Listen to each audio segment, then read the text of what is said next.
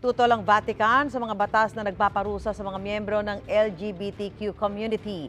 Ayon kay Vatican Doctrine Office Head Cardinal Victor Manuel Fernandez, bagamat tutol ang Vatican sa sex change, hindi raw nila suportado ang pag-criminalize dito na ginagawa sa ilang bansa.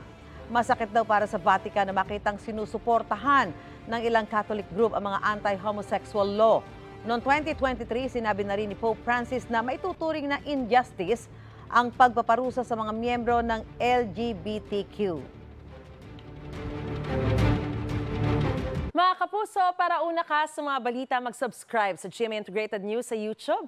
Sa mga kapuso abroad, subaybayan niyo po kami sa GMA Pinoy TV at sa www.gmanews.tv.